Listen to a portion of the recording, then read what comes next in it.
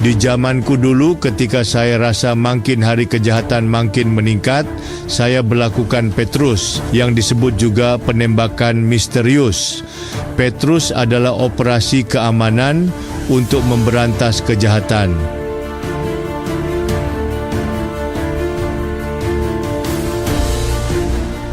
Piye, peenak zamanku tuh?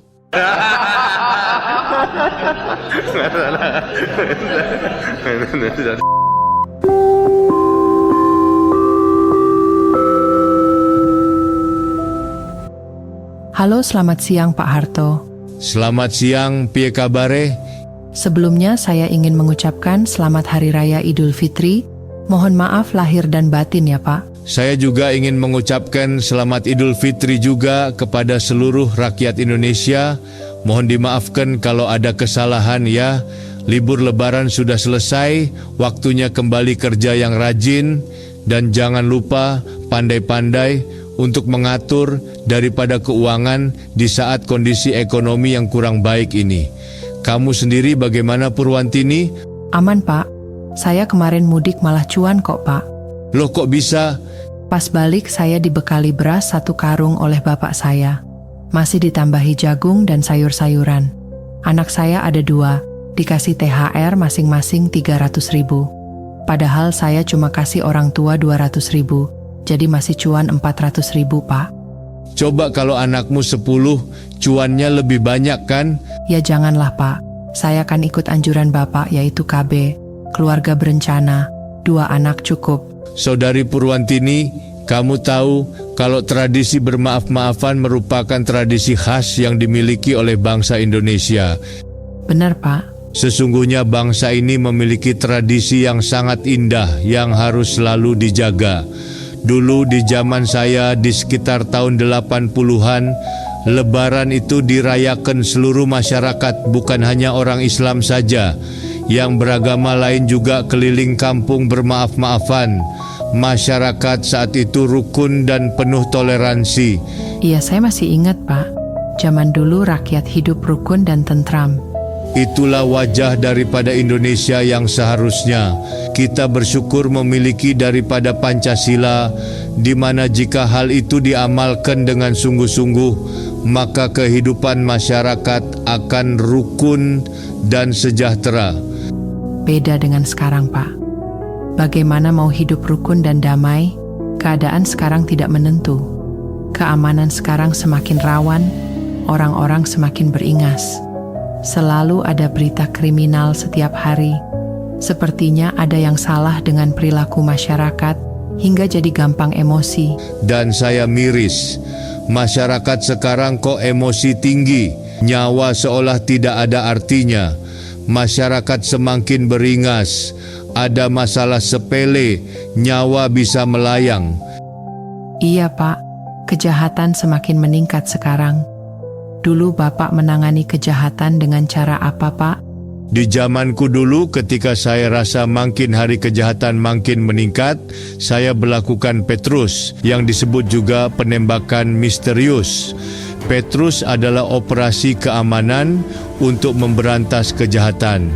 Bagi sebagian orang, kebijakan ini dianggap melanggar daripada hak asasi manusia. Tetapi kalau disadari, sebenarnya saya hanya berusaha melindungi hak asasi jutaan manusia lainnya agar hidup dengan tenang dan nyaman. Tentunya hal ini tidak boleh terulang dan cukup dijadikan daripada pelajaran bagi bangsa ini. Dulu kita juga punya TKAP, yaitu tim khusus anti bandit. Tim ini bergerak cepat menangkap pelaku kejahatan di masyarakat. Harus ada ketegasan menghadapi premanisme ya Pak. Sekarang ormas-ormas malah leluasa bergerak, melakukan praktek premanisme, bahkan ormas memalak meminta THR, malah dianggap sebagai tradisi sesuai ucapan seorang wakil menteri. Ini kan tidak benar Pak. Rakyat berhak mendapat rasa aman dalam kehidupan sehari-hari. Untuk ini, negara harus hadir menciptakan keamanan. Ini sebenarnya tugas polisi. Polisi adalah sipil yang dipersenjatai, maka sudah mestinya tugas mereka adalah menciptakan tertib sipil yang baik. Maksudnya tertib sipil apa, Pak? Begini, bermasyarakat itu terikat aturan dan undang-undang yang dibuat oleh negara, yang akhirnya tujuan dari aturan itu ialah menjamin terpenuhinya hak dan kewajiban masyarakat juga. Saya kasih contoh sederhana ya. Boleh, Pak? Ketika lampu merah, kamu berhenti kan? Dengan kamu berhenti, maka kamu memberi hak bagi yang lampu hijau untuk jalan. Demikian juga ketika lampu hijau, kamu jalan dan di jalur lampu merah lainnya mereka wajib berhenti. Jika semua ikut aturan, maka semua aman dan teratur. Tapi jika ada yang melanggar, maka akan membahayakan pengendara lain dan bisa juga mengakibatkan daripada kecelakaan. Betul juga ya, Pak. Kalau semua taat peraturan kan enak. Semua nyaman. Kamu tahu Purwantini, di Jepang itu anak TK tidak diberi pelajaran yang susah-susah. Mereka diajari hal-hal sederhana yang berguna bagi kehidupan bersama. Misalnya mereka diajari antri, diajari nyebrang jalan, dan juga naik transportasi umum. Hasilnya, sesudah besar, mereka tertib di jalan. Pas jalanan macet, tidak ada yang nyerobot atau klakson-klakson. Beda di sini, pengendaranya banyak yang ugal-ugalan. Dari kecil mereka juga diajari untuk tidak mengambil barang yang bukan milik kita. Kalau HP-mu ketinggalan pasti aman dan tidak diambil orang. Kalau di sini ketinggalan sebentar sudah diambil orang, yang nemu akan bilang rejeki anak soleh, konyol kan? Saya mau kasih satu contoh lagi yang harus benar-benar jadi perhatian. Tentang knalpot brong. Di jalan semakin banyak, bikin bising, dan mengganggu pengendara lainnya. Itu jelas-jelas melanggar aturan dan harusnya polisi menindak tegas. Tertib sipil, berlalu lintas harus ditegakkan, tidak boleh ada yang melanggar aturan. Knalpot itu ada aturannya ya, Pak? Aturan knalpot motor diatur dalam Undang-Undang No. 2009 tentang Lalu Lintas dan Angkutan Jalan (LLAJ). Aturan ini juga diatur dalam Peraturan Menteri Negara Lingkungan Hidup Nomor 7 Tahun 2009. Tingkat kebisingannya juga ada batasan dalam undang-undang tersebut. Benar juga ya, Pak. Ada aturannya, harusnya polisi menindak tegas. Jika pelanggar dibiarkan, maka akan memicu ketidaktertiban yang bisa mengarah ke kejahatan.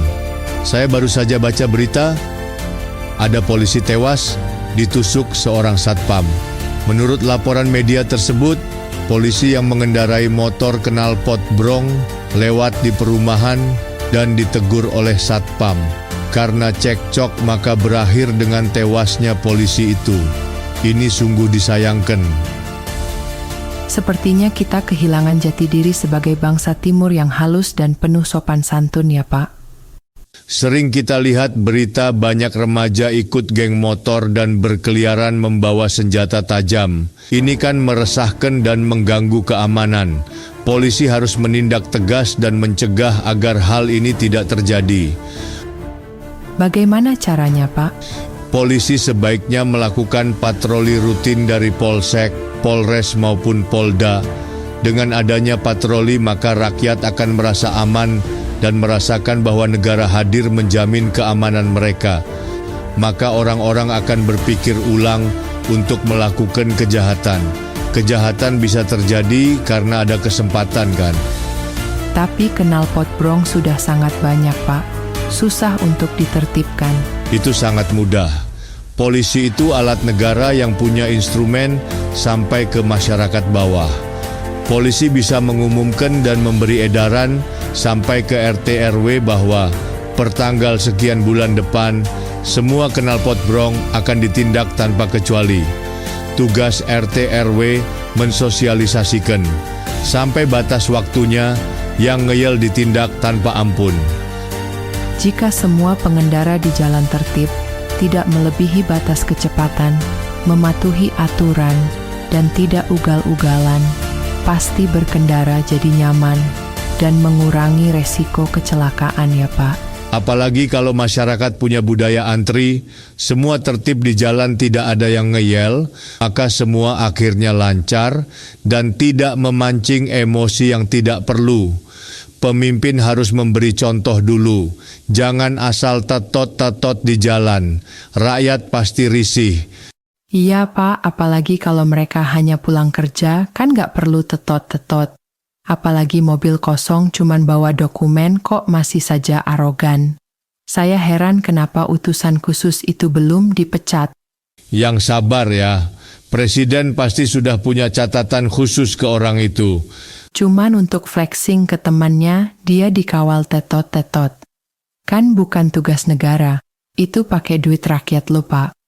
Kalau saya ketemu pejabat itu di jalan, pasti sudah saya jewer.